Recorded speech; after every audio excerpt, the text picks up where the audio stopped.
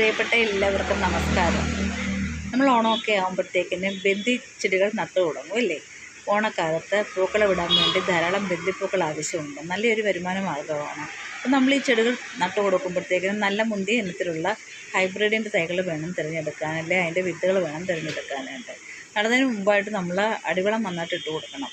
എല്ലുപൊടി, വേപ്പിൻ പിണ്ണാക്ക്, ചാണകപ്പൊടി, കപ്പലിൻ്റെ പിണ്ണാക്ക് പൊടിച്ചത് ഇവയൊക്കെ ചേർത്ത് മിശ്രിതം ഉണ്ടാക്കിയിട്ട് തടത്തിലിട്ട് കൊടുത്തിട്ട് വേണം നടാനായിട്ട്.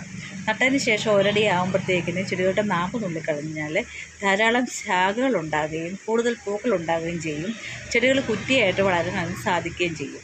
പിന്നെ ഒരു 15 ദിവസം കഴിയുമ്പോഴത്തേക്കിന് നമ്മൾ പച്ചച്ചാണകവും കപ്പലിൻ്റെ പിണ്ണാക്കും കൊണ്ട് പൊളിപ്പിച്ചിട്ട് ആ വെള്ളം ഒഴിച്ചു കൊടുക്കണം. ഇത്രയൊക്കെ മതി ചെടികൾ ധാരാളം പൂക്കാനായിട്ട്. അപ്പോൾ എല്ലാവർക്കും നല്ല ഒരു വരുമാന മാർഗ്ഗമാണ്. ചെയ്യാൻ പറ്റുന്ന ആൾക്കാരൊക്കെ ചെയ്യുക. ഇനിയിപ്പോൾ അധികം സമയമൊന്നുമില്ല.